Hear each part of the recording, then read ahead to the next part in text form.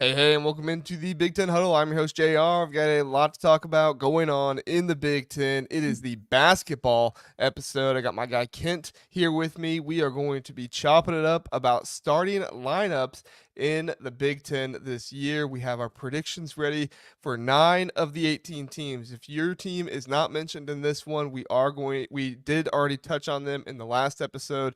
The teams we're going to mention here are Iowa, Maryland, UCLA, Rutgers, Ohio State, Illinois, Nebraska, USC, and Minnesota. So, Kent, are you ready to talk about all these starting lineups?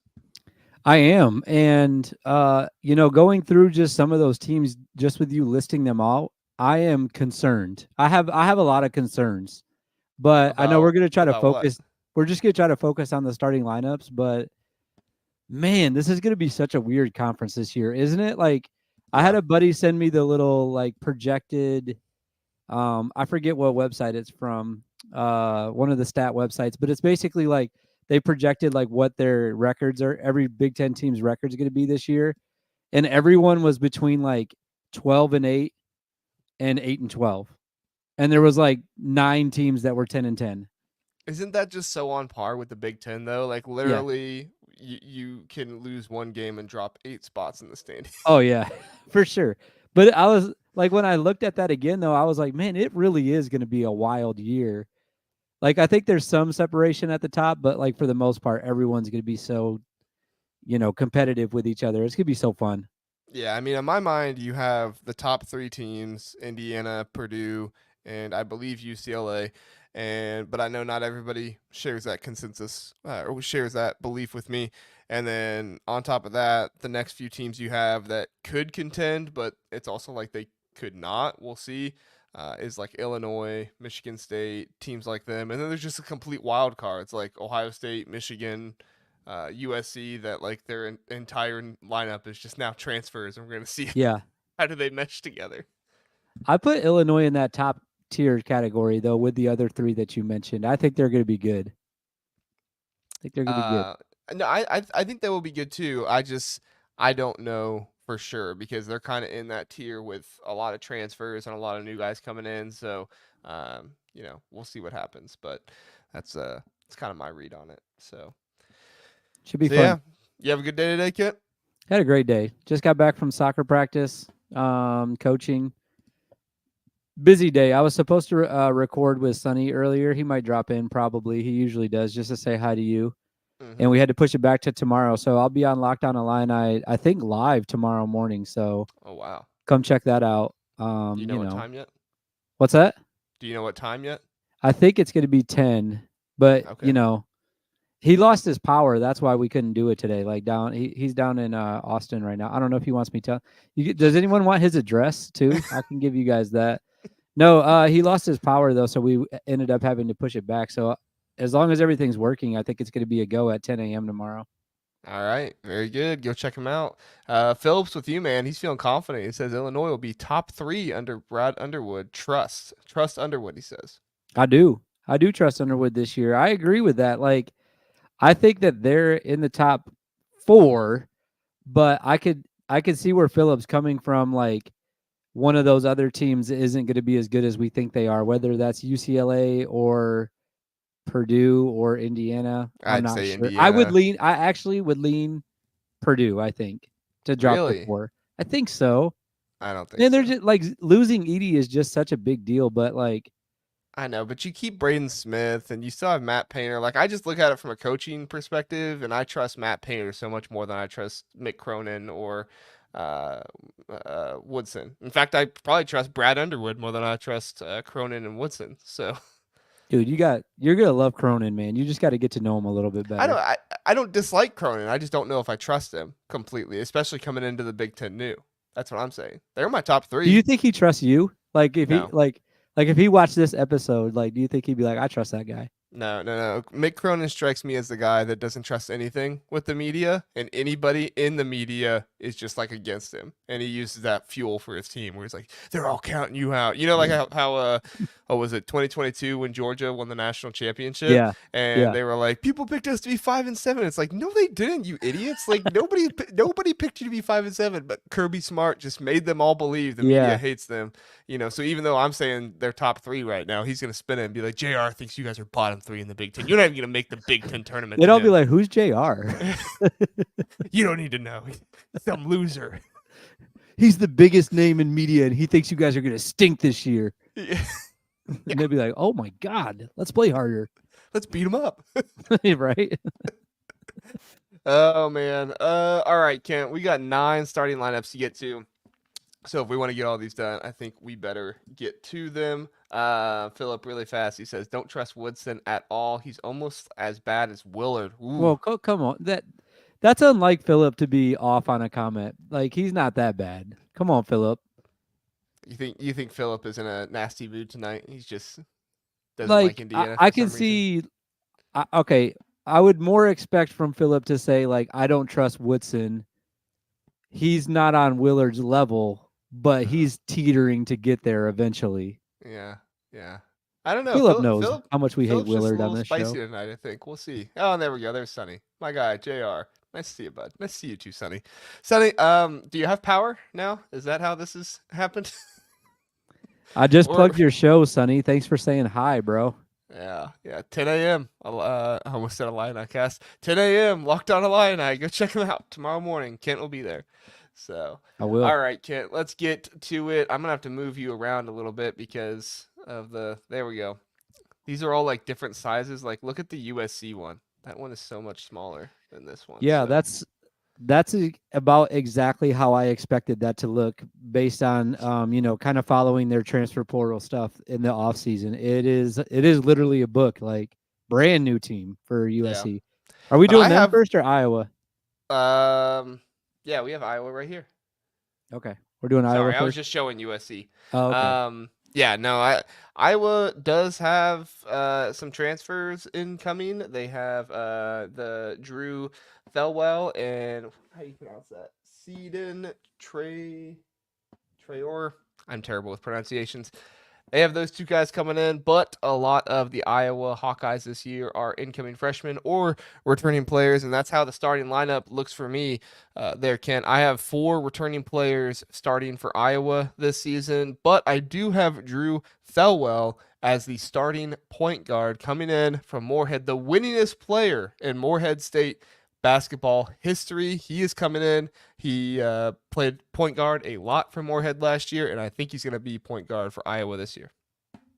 So that's the only position I felt like was even kind of up for grabs, and it honestly is. I'm going to blame you. I'm going to say it's your fault because we did a pod like probably like 2 months ago, and we were talking about projected assists, I think it was, and Brock Harding's name came up, and I didn't have a clue who he was.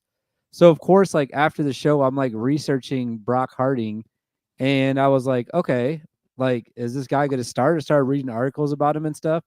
So I felt like maybe there's a chance that he's like pushing for that position, but I think you're right though. I think it is going to be Thelwell to start the season, but I don't know if I'll be honest. I'm not sure about him. Obviously, I wasn't watching Morehead last year a lot. So I don't know if he's going to be that much better than what Harding can give you at point guard. So I feel like either way you go, that like to me, it's a coin flip. And it's only because I don't know about Drew that much. And I know a little bit more about Brock. I thought that maybe he would be the starter, but that's the only position I think is kind of up for grabs. The other ones are kind of locked in, if you ask me. I totally agree that when I was making my projected starting lineup for Iowa, that was the one that had the most question to me. I went back and forth on Brock Harding and Thelwell as well for that one. Where is my? What if we just took the middle L out and just called him the Well? Yeah. Yeah. My wife, her high school, they were known as the Wells. That was their nickname. So he could just match my wife's high school. Yeah. I just like the idea of going like back to the well. Like if he scores, like the announcers just being like, they're going back to the well. because Right. that's like already a saying and it's his name. So Right. I think I want to call him that instead, just the well. So for me, like when it comes down to the well versus Brock Harding, I'm like sorry. Did you want to talk about basketball tonight or yeah, just the names? we should probably do that a little bit. Brock Harding is better in a lot of the areas if you go to like the stats per 40 minutes. Yeah. However, the well, just he has so much more experience starting in my mind, and I think that is going to play a big factor. Brock Harding had very good numbers when you average him out to 40 minutes. Like he almost averaged 10 assists per game. If you give him 40 minutes last year, obviously that's not actually going to happen, but he averaged out better points per game than the well as well, but he was not as good of a rebounder, and to me the defense wasn't there as much as it was for the well, and he also averaged out more turnovers. So looking at it and trying to figure out like which one are they going to go with, I feel like Fran McCaffrey's probably going to go with the more experienced guy. They got experience all over this lineup. They're probably going to go with the more experienced guy, especially at that point guard position, at least to start the season. And if he doesn't do well, doesn't do well, then they might switch to Brock Harding at some point. But Yeah. that's my thought there. The only reason that I would even like I said, I feel like this position's up for grabs, but the reason I would argue back for Harding just slightly is because Fran is such a like loyal person, and Brock is coming back. He's returning to the team.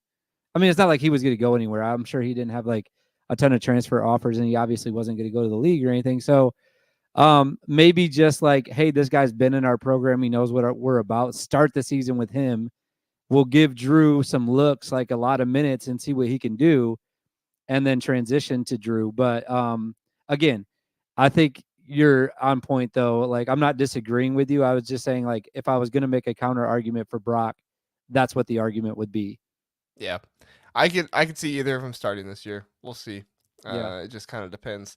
Philip, this is a good comment. Only ever plays well, never good, never great or bad, just well. The well. I love it, dude. I All love right. it. Tell me if I'm wrong on any of the next four. I think you probably have the same ones there, Kent. I have Josh Dix as the other guard, Peyton Sanford, Ladji Dembele. I know I'm pronouncing Dembele right, but the That's first all that name I have no matters. You just idea. have to get the last Yeah, name right, and that's a fun last. Again, I'm focusing on names, but what it's a a fun fun last last name to name. say, Yeah. Dembele. And then Owen Freeman, the center. You So, think he's gonna start? oh yeah. Yeah, Who maybe. else do they have? I'm just kidding. Obviously, like Like he's gonna Dembele start. was the one last year that was behind him, but yeah.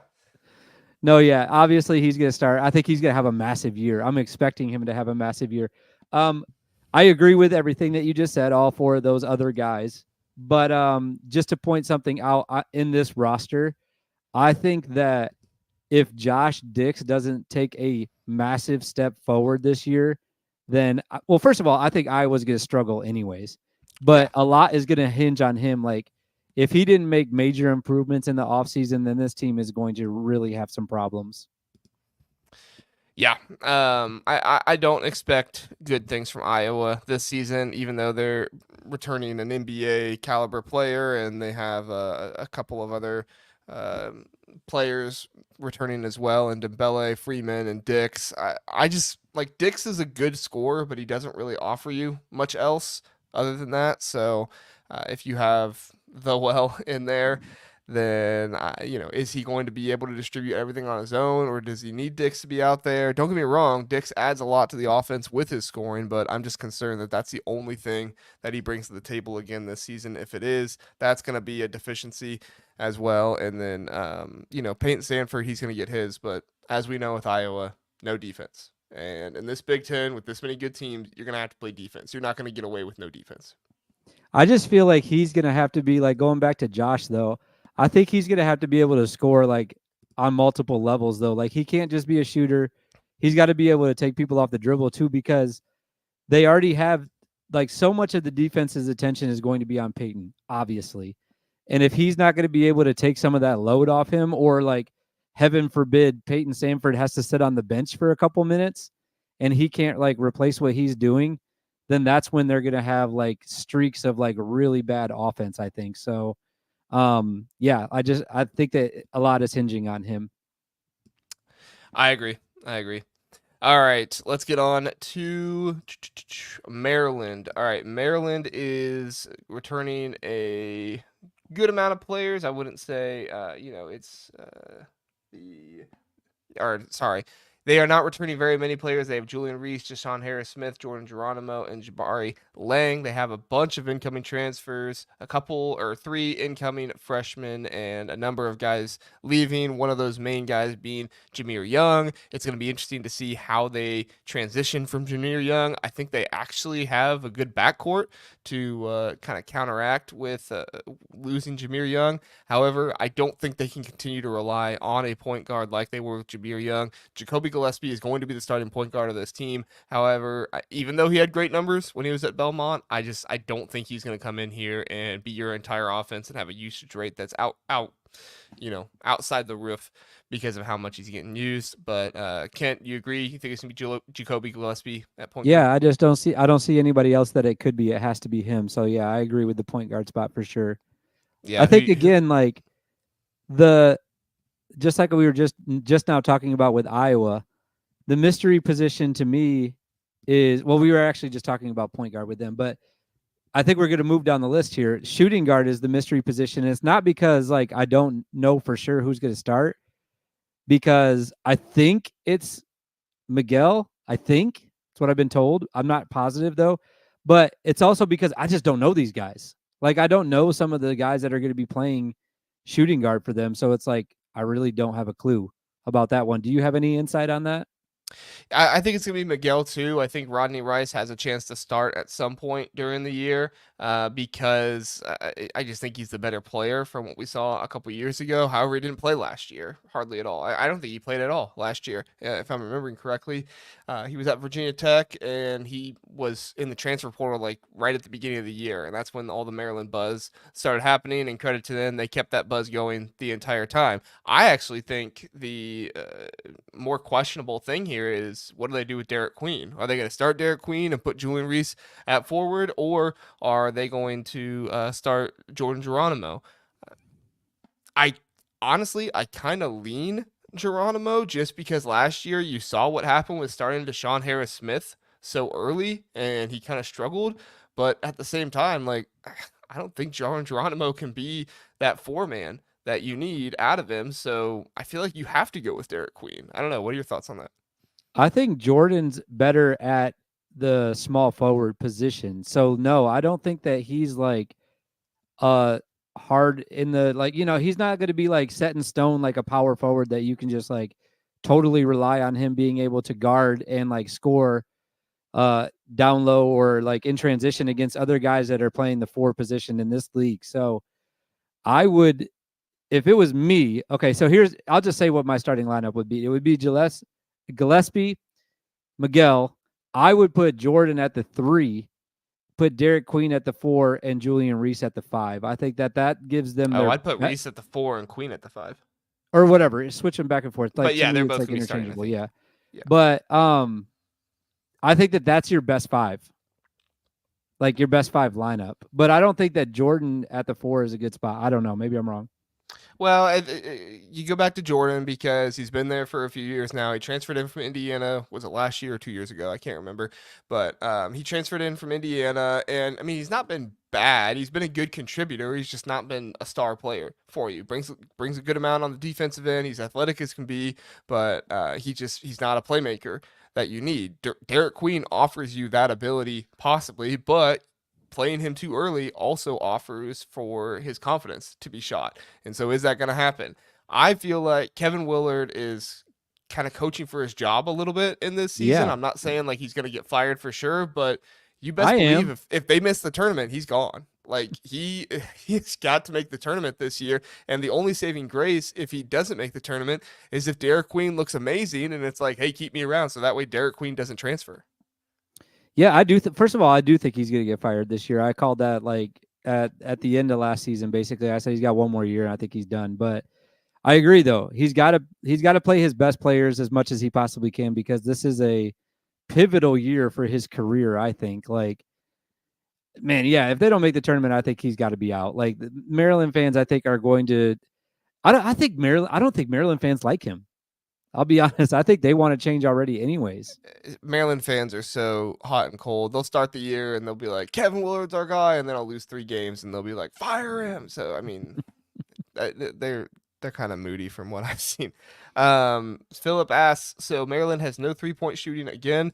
So Gillespie was last year, he was 39%, and actually Miguel was 39% as well. So they don't have a 40% shooter in the starting lineup. I mean, it's okay shooting, but you are correct. Deshaun Harris-Smith was 20% last year, and Jordan Geronimo was 17%. And if you take Jordan Geronimo out and you put Derek Queen in there instead, at least in the starting lineup, no, I don't think they're going to have very much 3-point shooting. I agree. I don't think they are either. I have to imagine that Jalen Young is Jameer's brother, right? Jalen, yeah, I have no idea. He might be. It's in the isn't it in the incoming right here? Yeah, Yeah. Jalen Young was at I can't talk tonight. He was at Memphis last year.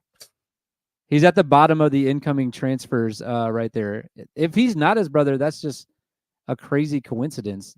Yeah, I just searched on Google. This is awesome podcasting, by the way. Oh yeah. I just searched on Google and it doesn't say anything about Jameer Young having a brother on the Maryland team. Well, what a coincidence then. Yeah. What a coincidence that they get another Jay Young coming in. Maybe he's the answer for the 3-point shooting. Maybe. Keep an eye on Jalen Young, not related to Jameer. Rodney Rice was 33% 2 years ago in 2022, 2023. So, I mean, maybe he's gotten up to be a better shooter, but yeah, I mean, it doesn't seem like Kevin Willard went out and found an ace shooter that can really help their team this year. We'll see, but doesn't seem like it. So my starting lineup, Jacoby Gillespie, I think Miguel, Deshaun Harris-Smith, Julian Reese at the 4, and then Derek Queen at the 5. You ready to move on to UCLA? Who'd you say 4? Julian Reese. Okay, yeah. You ready to move Same. on to UCLA? I just put Geronimo in front of Harris-Smith and I don't know, interchangeable, I guess. But yeah, I think you're right. He's probably going to start. I just like Jordan Geronimo. Like I said, he's not set in stone. Could be a power forward that you can rely on, but he makes certain plays in games that are X factor plays that decide games. So I just like him for that reason. It's just not consistent enough. Yeah, exactly. Yeah. Deshaun Harris-Smith has that ability to be consistent if Willard can get it out of him, but that's the thing. All right, moving on. UCLA, the UCLA Bruins. So, Kent, for me, I have a number of transfers starting for them this year. I do think the point guard is going to be a returning point guard, Dylan Andrews. He was good for him last year. I mean, obviously, it wasn't a great team, so I can't say he was fantastic or anything like that, but I think he had a pretty good year. He's looking to build off that this year. You agree, Dylan Andrews, starting point guard? Yeah. He was really good. They had a couple guys that are coming back that were really good for them last year. So yeah, I'll let you continue on to shooting guard though. Like I said, I think he was good. It's just when you're that bad, can anybody be really good for you? That's the hard thing about it. So no, at the 2 guard I have Sky Clark, and then I also have Kobe Johnson at the 3, Lazar Stefanovic at the 4, and then the big man coming in from Oregon State, Tyler Bilodeau, however you pronounce that. You have any disagreements there? This lineup is very good, by the way. I would not want to play if I was not a UCLA fan. I would not want to see them come to town. That is a very, very good lineup that they're going to be rolling out there. I'm very excited to see it. But I do agree with you at every position. The only one that again, it's only because maybe I'm just thinking this way, and basketball coaches don't do this. But if I'm Mick Cronin, it's all right. Sebastian Mack, thanks for averaging double digits for us last year.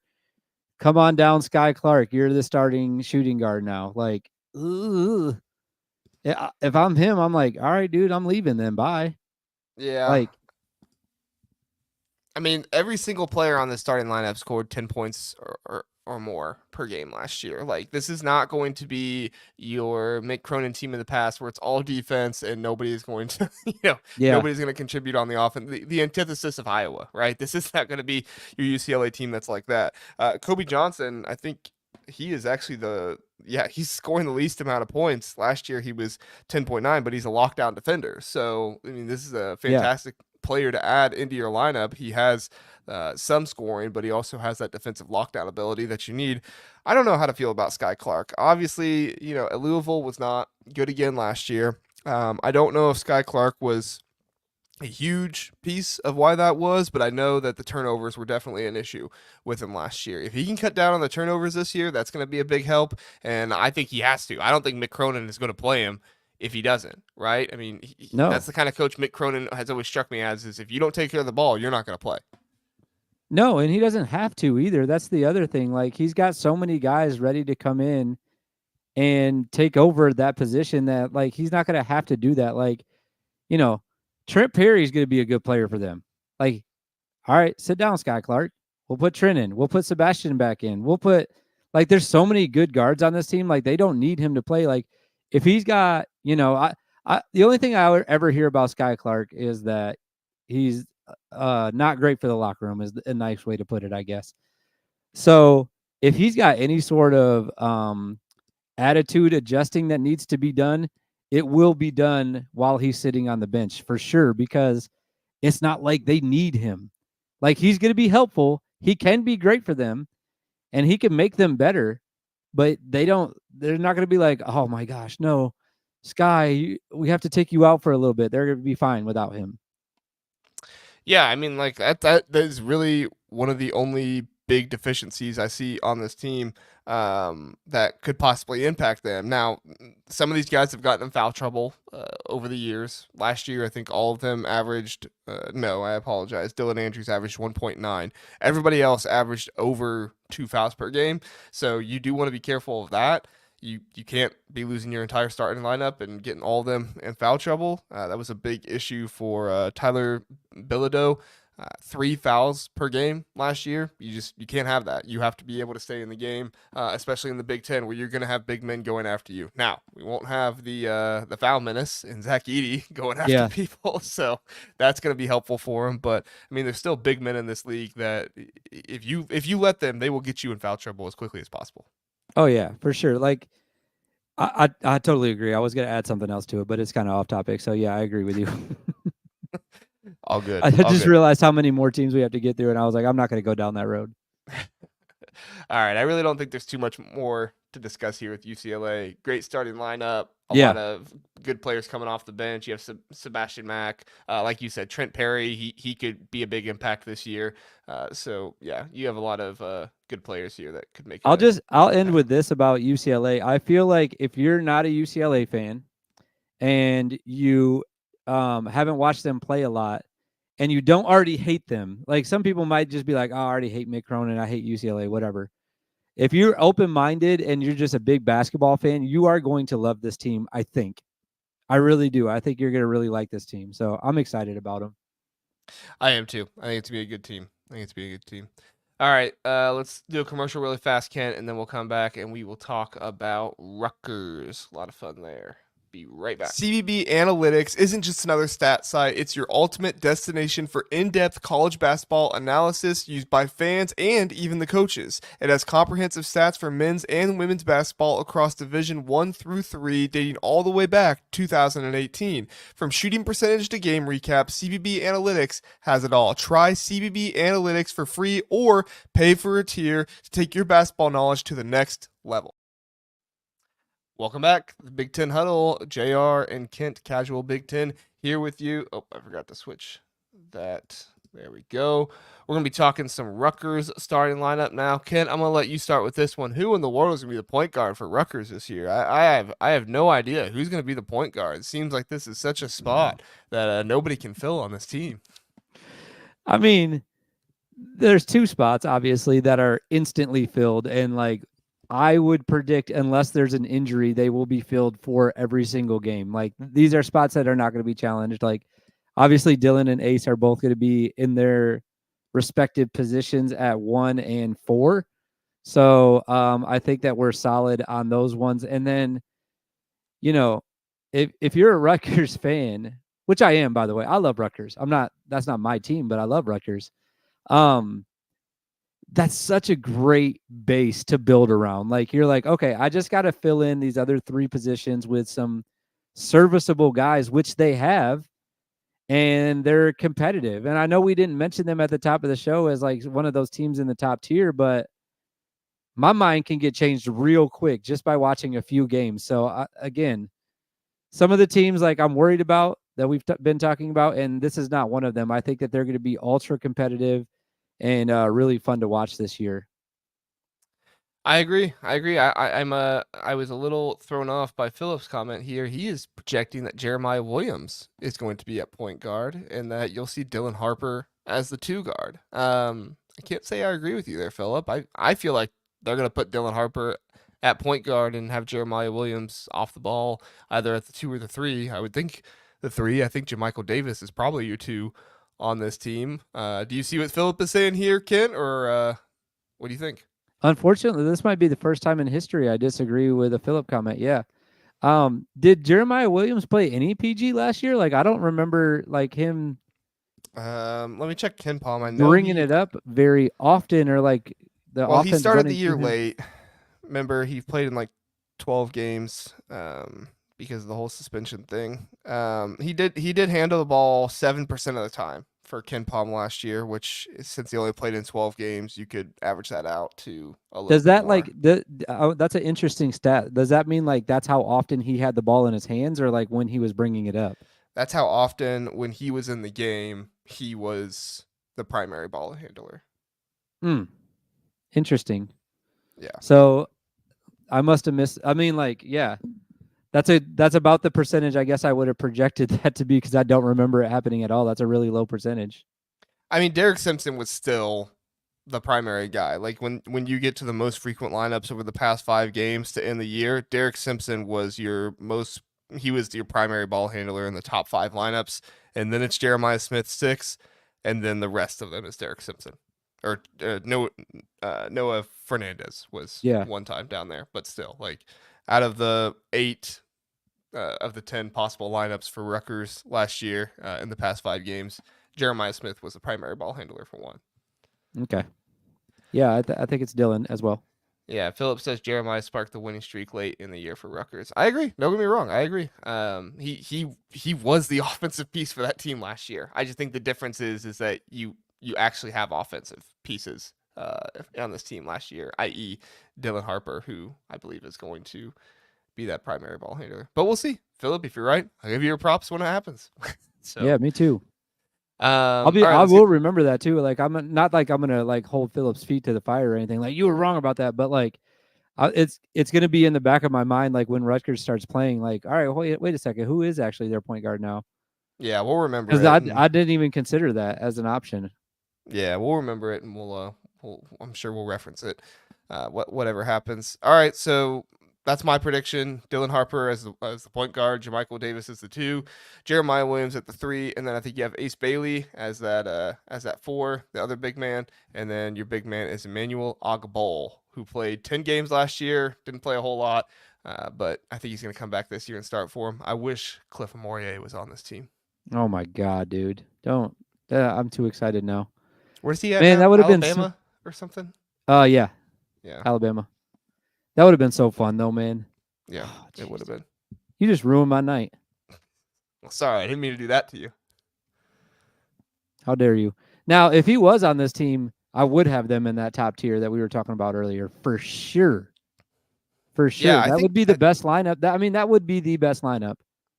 Like, regardless of who plays, like, regardless of who the 2 is, I think that if Williams is at the 3 and Harper's 1 and Bailey's 4 with Cliff at the 5, that would be the best lineup in the conference right off the rip, I think.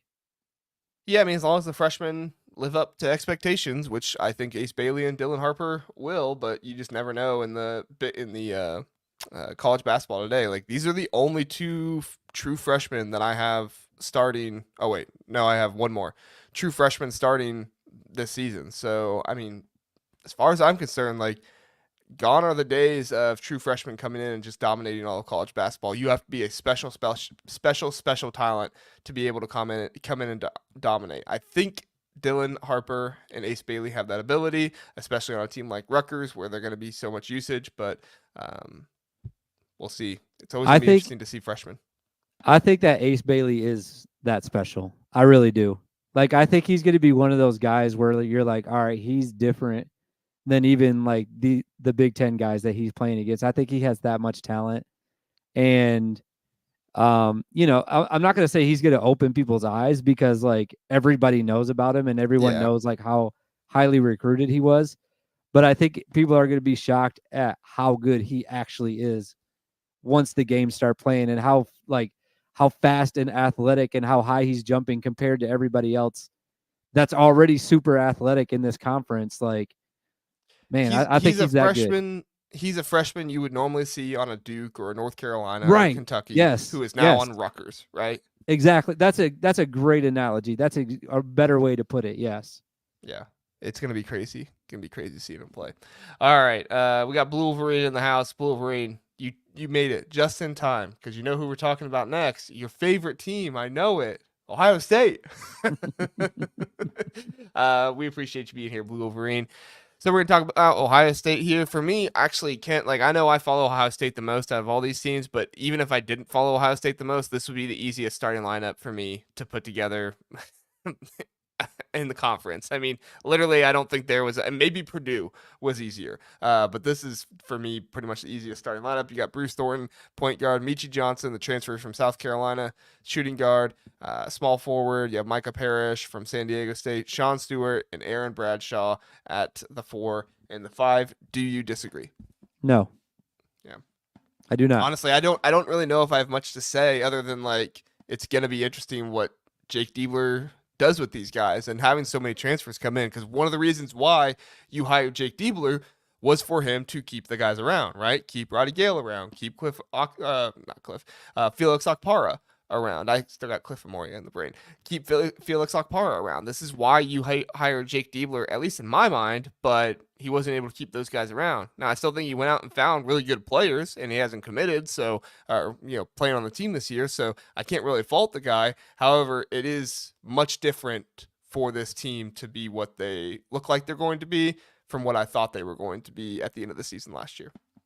Yeah, I agree with that. I would say I'm like looking up and down like some of the guys that are backups, and like, when we're doing a show like this, it's almost like I'm trying to convince myself to make an argument for something, and I can't really do it with this lineup. However, I will say that a guy that stands out to me now and again when he's on the basketball court would be Devin Royal. I think would be the next guy up, I guess. Oh, he's a 6-man for sure. Yeah. Yeah. So I guess keep an eye on him. But like again, like you said, I don't think he's going to be in the starting lineup, but he's still a really good player though, and he can show flashes of greatness. So like just keep an eye out for Devin Royal as well. If he found his shot, he could play the 3. I mean, I think last year he played the 3 a little bit, but if he doesn't have the shot, he's not going to play 3. They need shooting on this team. Michi Johnson's a good shooter. He's going to shoot some balls from half court. That's just what Michi Johnson does. But it's not exactly the knockdown shooter that you want in yeah, to counteract not having a shooter on the floor. You know what I'm saying? Yeah. Yeah, I think that would be the only other guy I'd even mention on this team as like sniffing a starting lineup, but yeah, because it's pretty solid across the board already. Yeah, really excited to see Thornton play again too. Like he's one of my favorites. Yeah, I love his game a lot. It's just Anyways, hard. I know we're just doing lineups, but I started thinking about these guys from last year, and I'm like, man, cannot wait for this season to start again. I agree. It's gonna be a lot of fun. All right, we're gonna hit a break really fast, and then we will come back and talk Philip's team, Illinois. And I'm sure Philip will have thoughts on his starting lineup. So Philip, go ahead and put it in the chat. Let us know what your starting lineup is gonna be, and then we'll come back and we'll talk about him. The Big Ten Huddle is brought to you by the College Huddle, the largest fan-led college sports podcast community on the internet. With contributors from 70 different schools, you will get in all kinds of analysis from all over the country. Go visit thecollegehuddle.com to find your team and read articles from all across so many fans and contributors. The College Huddle is fan-made, fan-driven, and fan-fueled. Back here on the Big Ten Huddle, we are going to be talking about Illinois' starting lineup this season, and this might have been the most difficult one for me to put together, Kent. Just a lot of new players, a lot of new faces. I thought about Morez Johnson at some point, but I was like, no. I mean, I don't think they're going to put him in the lineup here. However, I do have my other true freshman starting in this one. But Kent, I'm going to let you go first with the point guard. Who do you see as the point guard for Illinois this season? I think it's going to be. In fact, this is the position I think I'm most confident about on this team. I think it's Kylan Boswell for sure at point guard. Yeah, that's who I had. Yeah, he'll be the starter. In my mind, without a doubt. I don't think there's anybody else that's going to be, challenge. I mean, obviously they're going to have backups and stuff like that, but like he's definitely the starting point guard. It's everything after that where it gets like, there's such a talented roster and they're so deep and there's so many unknowns about like what's happening with guys stepping forward and what will freshmen do and stuff like that. But it's all like good though. If you're an Illinois fan, it's all like, okay, these guys are either going to be good or great. And the other guy behind him is either going to be good or great. And then we'll find out who the starters are. Like at that point, to me, like I really like this team. I think they're going to be great this year. So, but yeah, Kylan's going to be running the show though.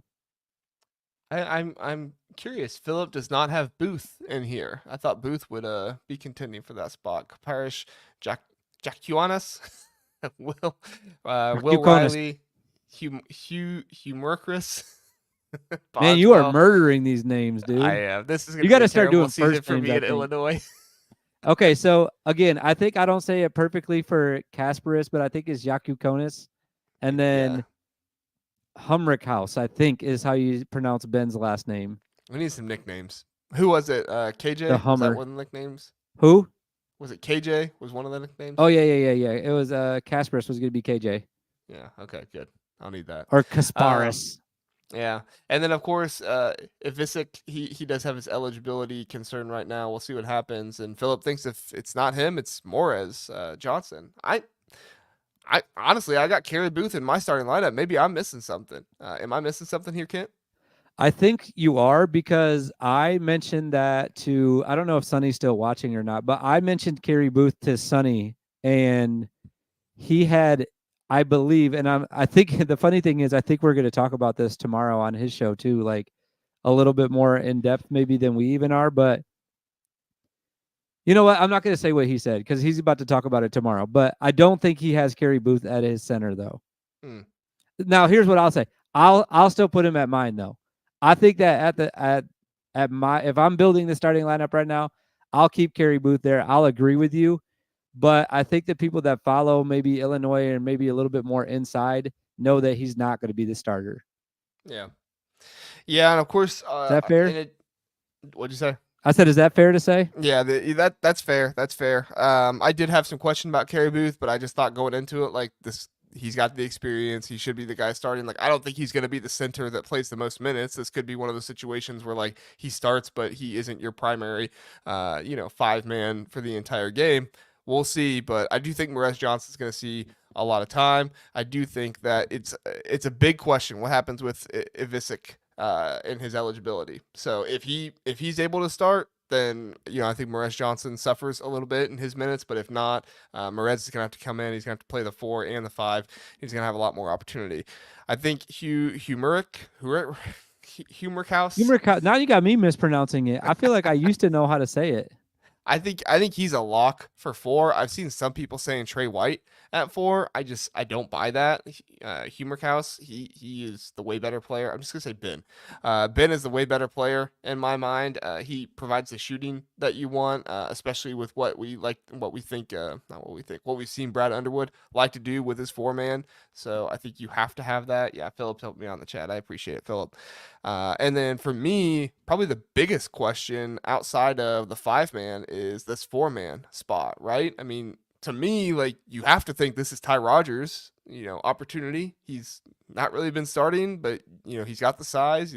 I think he has the ability, but everything I'm reading says it's not going to be him. So I don't know. We'll see. I don't know how I should say this, but I've never really loved Ty Rodgers as a player. I don't know what it is about him. He's a good rebounder. He's athletic, and he plays good defense, but I don't think that's what Brad Underwood wants out of his 3-man. right? Maybe I'm just a mean person, and that's why I don't like him. Maybe that's why. But I don't have him. I wouldn't want him starting if it was my team. I'll put it to you that way. Now, I saw a video last night where he was like draining threes in some gym. And I think he had a teammate with him. I couldn't remember who it was though. So like I'm very influenceable. I saw him hitting those threes and I was like, wait a minute, is this guy gonna be a knockdown shooter this year? Maybe I do want him in my starting lineup. So if he's adding stuff to his game and he's improved again, I can switch my mind real quick and I'll turn around and I'll like say, oh man, I do like this guy a lot now this year. But as of right now, I wouldn't want him in the starting lineup. That's just me though. Yeah, I think you want Will Riley in there, like Philip said. I think that's your guy. I think you have to put Will Riley in there. He's coming in. He was a 5-star recruit, and he came in late June, but he reclassified to this class, and I think that's what you want. You want to do eventually. So why not just do it right off the bat? That's Brad Underwood's MO in my mind. So yeah. So if I went down my lineup real quick, it would be Boswell, Jacques Uconis, Will Riley, Humrick House, and then Booth. But like I said, I think the only one that I'll be for sure wrong about is Booth, just from some of the other stuff that I've been hearing. Like you said, there's a lot that could happen at that position, but I really like those first four, though. Like those first four, that's a great lineup. And then, whoever they put at center, the thing is about the center spot, like they really just need somebody that can rebound and play defense. Like they're not going to be asking their center to score 15, 18 points a game. They won't ask their center to score 15 or 18 points in any game this year, I don't think. They don't need that. They're going to have so much more scoring at those other positions. And so to me, it like almost doesn't even matter who you say at that position. I think Kerry Booth's solid though. So I feel like I like him at that spot because of that reason. Like you're not expecting him to do a ton of scoring. So it's like, well, he's a solid player already. Like let's put him around these other really great players and just let him kind of do what he can in that lineup, I guess, is what I'm trying to get at. Yeah, no, I agree. It'll be really interesting to see Will Riley, Ty Rogers, Kerry Booth, Johnson. Johnson, yeah, all those guys. It'll be really interesting to see what they do this season. So they're gonna be dangerous. They are. If Brad Underwood can get them all working together, and Brad we trust, we'll see. All right, let's move on to Nebraska. Kent, Nebraska ball is back. You don't believe in Nebraska? Do you still not believe in Nebraska this season? I don't. I don't believe in them at all. Yeah, you Cornhusker hater. I don't know if they'll be at the Big Ten tournament. That's how much I don't believe in them. Do you think Connor Essegian starts for him this season? I think he might have to. Yeah. Right? Like, yeah. I think know. that's why he transferred there. I think, coach's name is escaping me right now. The head coach for Nebraska, I think he probably promised Connor Essegian that he would start or at least get starter minutes.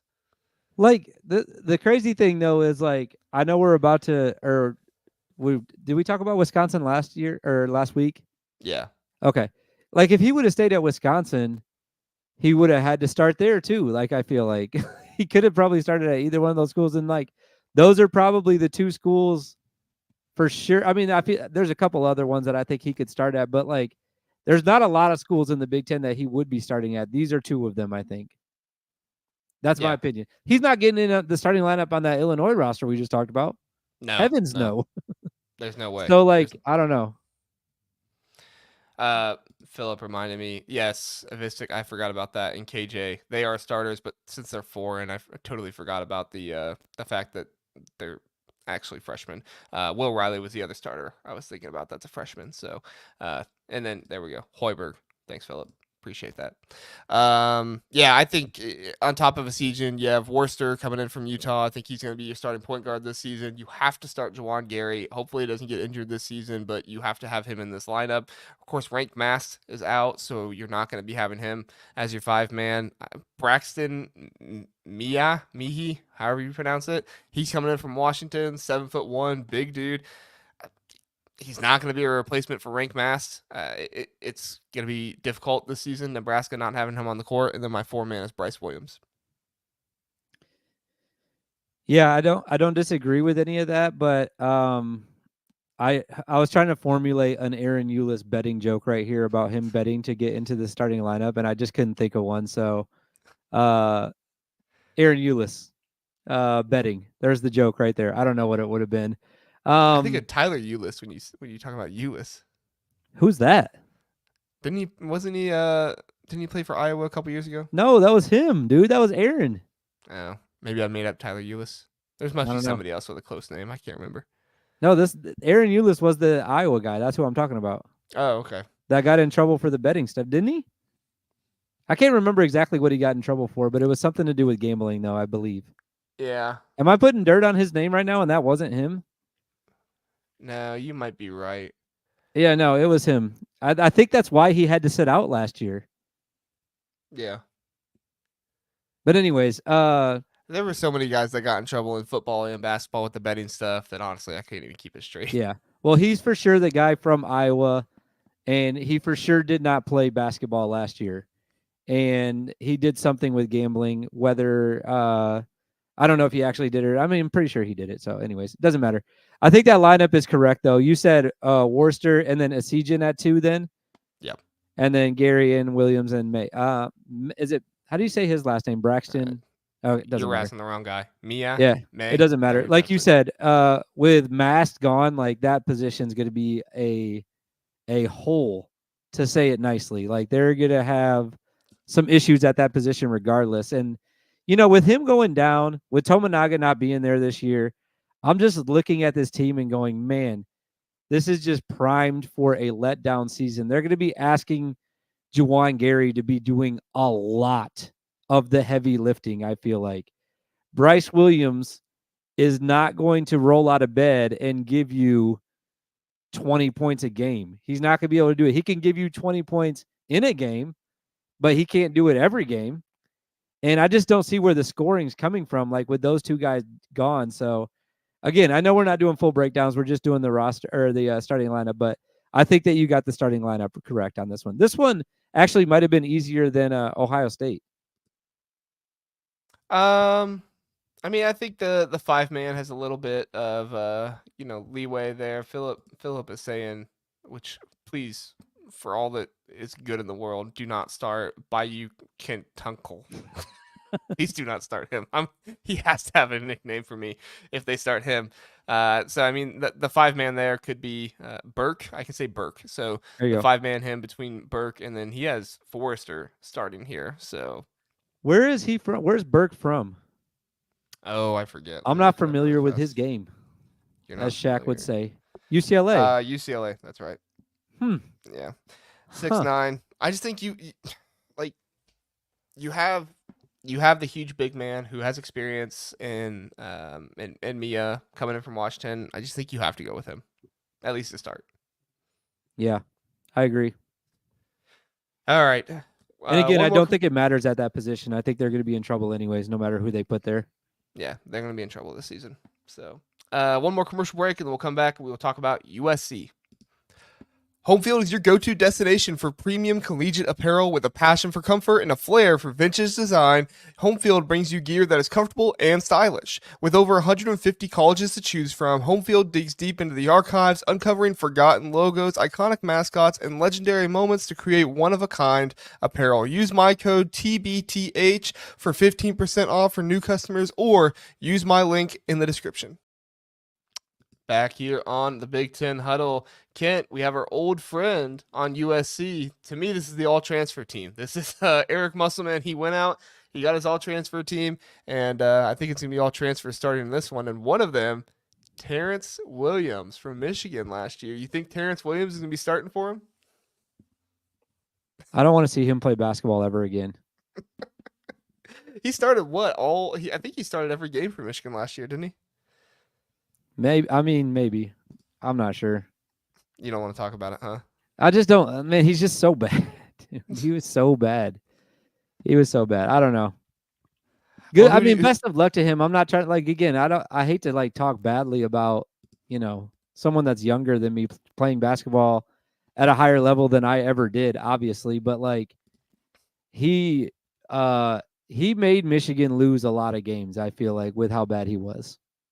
I mean, I think he had moments last year. Like there was some things that he did that wasn't awful. But yeah, I mean, he was not somebody that Juwan Howard could trust. I mean, there wasn't a whole lot of players on that team you could trust last year. I'm That was looking kind at of the their problem. lineup right now, though. Like, is he going to start? Like, that would be bad. I mean, who else is going to start for him? I don't At this know. point, you just have a big jumbled mess of transfers. They have nobody. They have one player returning. Hornery is the only one returning. 3.3 points per game. He's not starting. Yikes. This is going to be an all Yikes. transfer starting lineup here. Eric Yeah. Musselman. It's going to be amazing if this team is in the top half of the Big Ten. Yeah, I think they have some like decent pieces that are coming in though, but I can't even project a starting lineup for this one. It's really difficult. Like, I'll kind of just defer to you on this one. What are you thinking right now? I mean, I just went with the scorers. Basically, I went with Desmond Cloud for coming in from Mm-hmm. Xavier, 16.6 points per game. I went with St. Thomas from Northern Colorado. He had actually 20.1 points per game. And then I actually went with Terrence Williams, 12.4 points per game. He actually was a good 3-point shooter last year, nearly 40%. And then Josh Cohen, 15.9 points per game, the forward, who I think will play the 5 for them. He's a little undersized, but I think he'll probably play the 5 for him. And he was from Massachusetts. And then Clark Sladchurf, however you pronounce that, I think, or Sladchurt. He from Penn, 18.1 points per game. So these are all lower. I guess Yeah. not all of them. One from the Big East and one from the Big Ten, but no Big Ten guys, no Big 12 guys or anything like that. These are for the most part lower conference players. I'm wondering why no one stuck around. Like, they could have built something a little bit better than what they're about to put out this year. I feel like if they could have held on to like Collier and Kobe Johnson, guys like that, like they could have really built a decent solid team for next year, but If only I they don't know had how good this LeBron's is going to son be. It's coming going to be back. it's like the land of the misfit toys right now. It's like, how do all these pieces go together to making a Big Ten basketball team? Good luck. Would LeBron's son be starting on this team if he came back? Um, I think you well, would for like ticket he sales plays more the than three, anything right? else. What? He plays three, right? Yeah, 2-3. I mean, I would start him over Terrence Williams. Yes, you're talking Terrence about an Williams. NBA basketball player right now, Jr. Oh yeah, He he made it to the totally. NBA. Yeah, he totally earned that spot with everything that he did in college too. So, um, yeah, Philip is saying what I was saying. Williams was a capable shooter last year, but that was about it. He was a turnover machine too. Uh, 1.1 turnovers per game. What if we average that out to 40? Let me check really fast. 100 per 40 minutes. Yeah, the 40 numbers aren't good. Never mind. Go back to per game. Yeah, you want to know who was actually a turnover, like a crazy turnover per game, was St. Thomas, who had 3.1 turnovers per game Yikes. last year. Like on CB Analytics, it gives you the little box next to it to indicate how bad it is. His is red, worst possible. That's a match made in heaven Bad. then in that front court. Like if Terrence is playing small forward and St. Thomas is up, but they're just going to be fumbling that thing around, I feel like. Maybe his stats don't say it, but like my eyeballs tell me a different thing. Like Terrence is like when he's in the game, and I hate to like just like keep talking about this point, but I don't know what his plus minus is. You probably have it pulled up, but it just feels like when he's in Negative the game, things. 154. What was it? Negative 154. His Holy. box is also red. Okay, so maybe that's more my point that I'm trying to get at. Like when he's in the game, things do not go well. So, yeah, Yeah. if he's in the game with a guy that's turning it over a lot, man, that's gonna be trouble for them. It's gonna be trouble. I'm concerned. Yeah, I mean, their other guys did have better plus minuses. Clark Sledgechurt was the next worst with a 5 plus 5 in his, and I mean that's about middle of the pack for most of everybody who played last year. So he's come from Penn, so I don't know. Honestly, like this USC one, I just kind of threw my hands up in the air and I was like, let's go with the guys who scored the most points. Makes sense. So the only one that I didn't go with was what's that? Bryce Pope. He was one of the only ones that I didn't do that with. So, all right, our last one, Kent. We're making good time today. For one of the first times I ever, know we're we making did this good way time. faster than last week for sure. But it's our favorite team, so we might spend 30 minutes on them. Yeah, I'm going to talk at least for Minnesota. 17 minutes about Parker Fox. So if you guys could just hold the floor for a second, I will finish up here in just a couple minutes here. Well, but is Parker Fox starting, or is he going to be that energy off the bench? He's a big energizer coming off the bench, Kent. I think he thrives in that energizer role. So like he's going to come off the bench still. Yeah. Like he's the type of guy that doesn't need that much attention. You know, he's just such a nice guy. He's like a good person. And like Coach Johnson comes in, he's like, "You want to start today?" And he's like, "No, coach, like let the younger guys do it. Like I've started before in my life. It's not a big deal." And it's just such a nice guy. That's why he doesn't start. Otherwise, he would definitely be starting. I mean, he is their best player. So like he should be starting. We'll have to have him on the podcast at some point. We will. We'll get him on there. Yeah. On here. All right. So Mike Mitchell, Dawson Garcia, definitely starting, right? Yes. Yeah. Where do you? For some reason, I was thinking for a minute that Mike Mitchell left, but I guess he's back. I don't know why I thought that. I don't think he entered the portal. I think there were a bunch of rumors about him. It was funny. The guys who were rumored the most to leave did not leave, and the guys like who's the little point guard last year? His name's escaping me too. Hawkins. Hawkins. He announced that he was staying, and then he entered the portal. Yeah, I'm never trusting another player again when they announce that they're staying. Again, like I know I was just talking about this with USC, but like what an incredible lineup they could have had a great team this year. Mm-hmm. Like, and just the guys that left right there is an amazing Big Ten basketball team that like would have really competed to win it. I think, like, yeah, if they just got the guys that they had last year to come back for one more season, and they just couldn't do it, and it's sad, really. Yeah. Phillips asking Mitchell squared. Yes, I think Frank Mitchell will be your big man, and I think Mike Mitchell Jr. Forgot to say Jr. the first time. Will be your two guard. So yes, we will have Mitchell squared this season, I believe. And I know I've mentioned this on the show before too. I'm really coming off like a huge Minnesota fan because I feel like I have the most information about them. But Frank Mitchell is a beast. Like he played at Canisius, but like he's going to fit right into the Big Ten. I feel like he's going to be fine. Dude is a monster. He's going to be great. This is going to be a very strong offensive rebounding team. Frank Mitchell averaged over 4 offensive rebounds per game, and then you have Femai Odukal, who I think is going to be the 4-man for them. He averaged 1.9 offensive rebounds per game, and then you had Dawson Garcia with 1.7 offensive rebounds per game last year. So if those numbers stay correct, that's what 7.7 offensive rebounds per game just among those three, not even counting Mike Mitchell and Lucine Patterson, who I think is going to be your point guard this season. Like if you have a starting lineup of 3 players that is getting 7.7 offensive rebounds per game, wow. Yeah, that would be incredible. Like, and they're going to have to too. Like, they're going to have to beat guys like to the ball like after they miss shots because number one, they are going to miss a lot of shots, and number two, like that's the only way I feel like they're not going to like out physical people. It's going to have to be with effort. Like Frank Mitchell is going to be the only guy I feel like on this team that's going to every game be stronger than the guy he's guarding possibly. Maybe Dawson Garcia in a couple games, but like that's how they're going to have to win games. Is going to have to be the second chance effort points. Is kind of like how I see them pulling off maybe some upsets this year is doing it that way. No, I totally agree.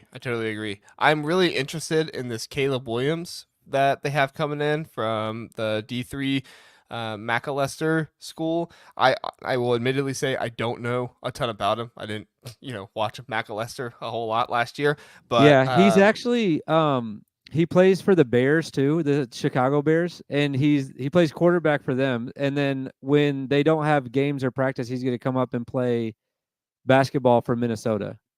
I'm surprised you haven't heard of Caleb Williams. That's interesting. Well, I've heard of the guy who paints his nails, but I don't know. Wait, there's another Caleb Williams. Is that what you're telling me? Yeah. I do also want to touch on Brendan Rigsby. I think he's Yeah, from Oregon. I struggled with him a little bit and Lucene Patterson to come in, but I think Lucene Patterson. I mean, he had much more production last year, albeit at a lower level. But I mean, Brendan Rigsby could be the starting point guard here as well. I would say that I'd be shocked if he wasn't, only because there was no reason for him to transfer to Minnesota unless he was like almost guaranteed a starting spot. Like he could have stayed in that Oregon offense and been fine, or in that starting lineup, I guess I should say, and possibly been a starter out there. There was no reason for him to just come to Minnesota just to do the same thing, like be a backup. I don't get that at all. So, yeah, if I'm transferring and I'm going to Minnesota, I would expect to be a starter.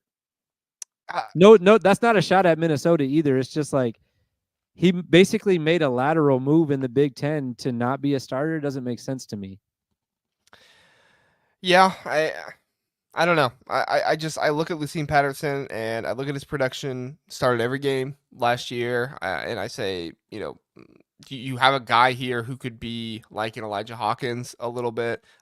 He is obviously bigger, so it's not like he's small and quick like Elijah Hawkins. But I mean, he is pretty quick, and he did get a number of good steals last year. So again, this is also going to be a starting lineup that gets a lot of steals. Mike Mitchell Jr. had 1.5 steals per game. Dawson Garcia 0.8. Lucene Patterson 1. Frank Mitchell 0.7 from your 5-man. If you can get 0.7 steals per game, that's fantastic.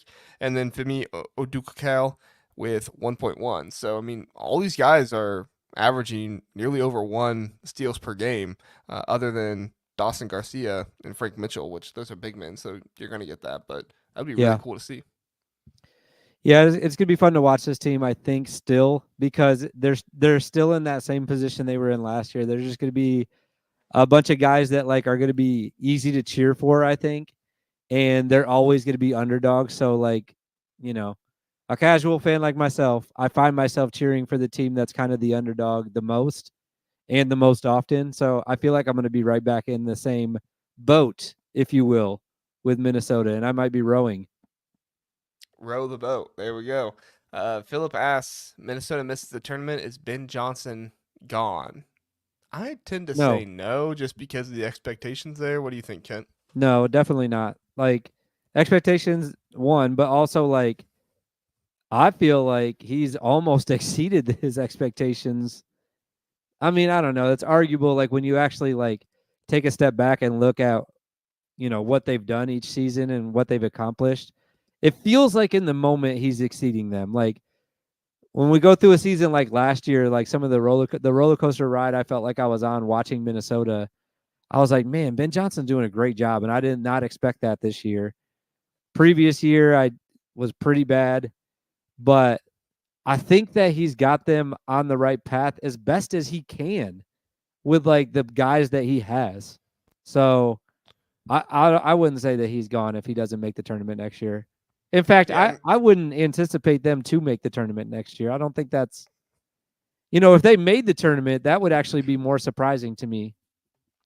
yeah. The last time they made the tournament was 2019 before COVID under Richard Pitino, and then Pitino had 2 bad seasons and he got canned. Or did he get? He got fired, right? Or did he leave? No, I don't he know if because he went that to like New I can't Mexico or remember that something. year if he did or if he just left. Yeah. And then Ben Johnson, he had 2 losing seasons in a row, 13 and 17, 9 and 22. And then this last season, he was 19 and 15. So, I mean, that's your first winning season since 2018, 2019. I mean, I think if you're honest about the Minnesota program and, what you put your money into, I mean, they're putting their money way more into hockey than they are basketball. Um, I think it's more likely Ben Johnson leaves rather than Ben Johnson be fired, Ooh. Ooh. I kind of like which, that take. I mean, Ben But I don't Johnson, think either one's going to happen though. no, I don't think so either. I'm not Like I predicting think that Ben he's the Johnson will right leave. guy for that job. Like um people aren't really, not that Minnesota's a bad job, it's not, but I don't think like the higher level coaches are like knocking down the door to try to get to Minnesota and go spend their winters there. you know. Well, and the recruiting's awful as well. Yeah, I so mean, I feel like a guy like Ben Johnson, who is very passionate about Minnesota and has them on the right trajectory, I don't put him on. I think we did like a hot seat episode a while back, and like he was very low on my list. I don't think that I don't know, or he was middle on the list. I think because there was a couple other guys that were even lower than him, but like, yeah, I like him at Minnesota. I hope he stays forever, man. Like, it'd be nice to have like some consistency at some of these teams where coaches aren't leaving every year or getting fired just because they're having a bad year. Um, Maybe not as much consistency as a team like Iowa, but it'd be nice to have some you consistency. want Purdue consistency. I like Purdue consistency. Yeah, that's Yeah. pretty solid. I would like that. Yeah, and I know what everybody will say. I know everybody will say, "Oh, Ben Johnson, he played at Northwestern, at Minnesota, so there's no reason he's going to leave." Well, he also played at Northwestern too, so he played at Northwestern for 2 years and then transferred to Minnesota. So, and I do think at some point, like if he has a good season this year, like if somehow Minnesota makes the tournament this year and he gets an offer to go someplace else where he's not going to get his players stolen from him every offseason, like that's really, really tempting to do, right? I mean, But is he Minnesota a is good a enough program. coach to do that though? Like, no offense to Ben Johnson, but like, I think it kind of goes both ways. I don't think there's people trying to get to Minnesota like the higher level coaches, and I don't think the higher level teams are looking at him.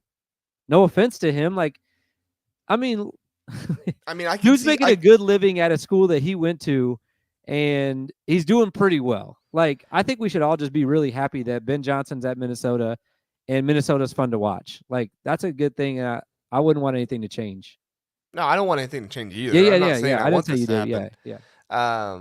But I just like I don't know what goes through these coaches' minds when you're losing your entire roster in the off season and you're Yeah. having to replenish it. Like, I get the loyalty to the school and stuff like that, but like at a certain point, like he's got Mike Mitchell and Dawson Garcia coming back, and Parker Fox and Caden Betts, who I don't even remember him playing last year. I'm not trying to be disrespectful. I don't remember him playing very much. He only had 1.3 points per game, so I don't think he played very much. But when you only have those four guys coming back, like that can be daunting on you as a coach, where it's like, man, am I ever going to be able to keep my players here? Am I ever going to be able to, continue to grow these young men and work with them and, mold them and shape them into, good members of society and stuff like that? Am I going to be able to do that?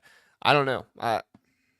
If if he does make the tournament and he gets an offer to go to like a good Big East school, Xavier, something like that. I think he coached at Xavier before. No, he didn't coach at Xavier. But if he gets an opportunity like that, like I'm just saying, I don't think it's 100% he stays. Yeah. I don't think anybody's 100% or 100% to stay anywhere. I do Well, have to yeah. mention this because he's not listed on here. I don't know. You got this from ESPN, right? Like Yes. Yeah. okay. There's one other guy coming back that's not listed on here. He's a center. His name's Jack Wilson, and he is a monster of a man. I think he used to play football at Minnesota, Oh, there and he is. I believe he's on the roster that I'm looking at right now. I don't know which one's more accurate, but dude is huge. Like, if I was ever, having a few too many drinks and I wanted to run my mouth a little bit at the bar, I would want him to be on my team for sure. That guy is massive.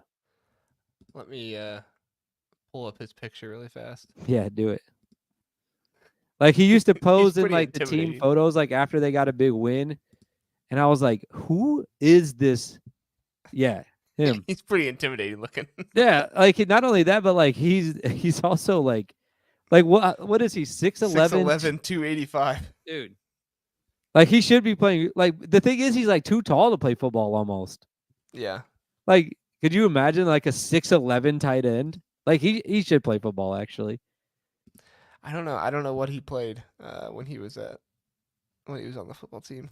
But I don't know, but the other thing was he actually played in some games last year too. Like, I remember him playing against. I think he might have got in the Big Ten tournament game against Michigan State. I can't remember though. Like, I definitely remember him playing a few games. Like, you see, he scored some points last year. Like, yeah, he played 7 games. okay, there you 1.6 go. points per game. So, all right, bad on you, ESPN. You did not have Jack Wilson coming back, you jerks. That's why you got to address. have casuals like me sitting around talking It about was your stuff like inside this. source, Parker Fox, let you know, right? Your inside source. Funny enough, it wasn't him. No, I just was looking at the roster that on a different website, and I just noticed that they didn't have Jack listed. But I mean, I can see how somebody would overlook that. He only played in 7 games, and Don't give ESPN credit. okay, I ESPN won't. is SEC lovers. That's Jerks. right. That's right. If they were doing their job over there, instead of trying to make deals with the SEC all the time and sell ads and peddle their inferior football conference, maybe they would know that Jerks. Jack Wilson was coming back to Minnesota basketball next year. Jerks. Yeah. Was that better? All right. It was a good basketball episode, Kent. Somehow, even with nothing going on in college basketball right now, we still go an hour and 15 minutes. So we put in a good day's work. Kent, you know what next week is, though, right? What's that? Oh, is it Big media day next week?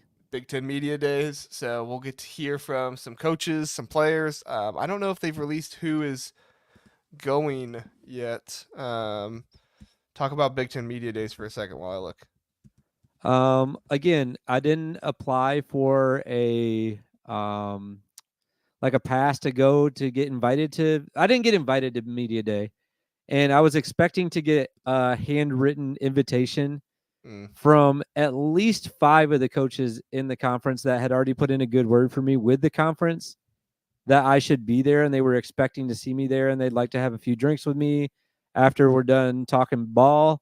But I didn't get that this year, and I'm pretty shocked about it. So I don't know how interested I am anymore because I didn't get that invite. So Rutgers had their own local media days. I'm looking up, and Emmanuel Ogbol is a good pick to be the starting center because he is 275 pounds this year, 6% body fat. Whoa. 275 pounds, 6% body fat. He's going to be bench pressing the point guard of the other team. Yeah, that's good. He's huge.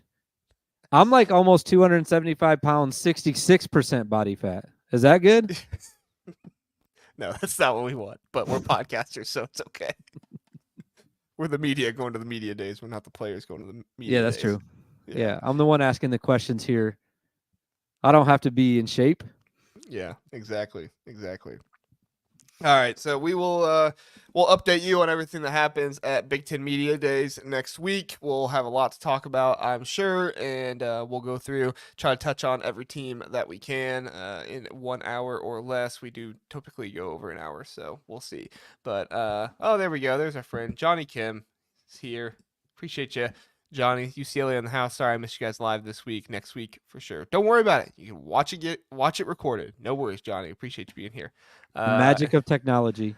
The good chef, but K-State is gonna win tomorrow. He says, not K-State basketball, good chef, but K-State football, probably.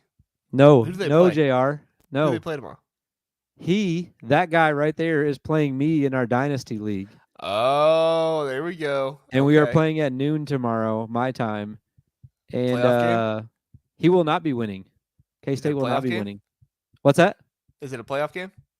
It is the semifinal game, yes. Wow, there we go. All right. He actually might win. Like, I think he beat I think he had to play Russ, and like I think he beat him already this year. Wow. But, Russ isn't that good at the game though. Like, if he wins, I'm gonna be very jealous of Good Chef because 1, he'll have made it further in the playoffs. 2, he has Coleman Hawkins on his team. 3, he has Doug McDaniel on his team. I'm just saying. Yeah, life's good for him. Yeah. The problem is, though, he is going to lose tomorrow, though. So, like, that's not going to go well for him. In the video game, I have no idea how K-State's actual football team is doing. Are you going to stream it tomorrow? I am. Yep. There you go. Sweet. So we'll go check out Kent Casual Big Ten over on YouTube and Twitter for his streaming. Or it's on YouTube and Twitter, right? Yep. Yeah. Yep. I've been having some struggles getting my stream set up, but I'll have it ready to go tomorrow for sure. There you go. Go check it out. Go check out Good Chef and Kent playing tomorrow on the stream. You got a time? You have any idea?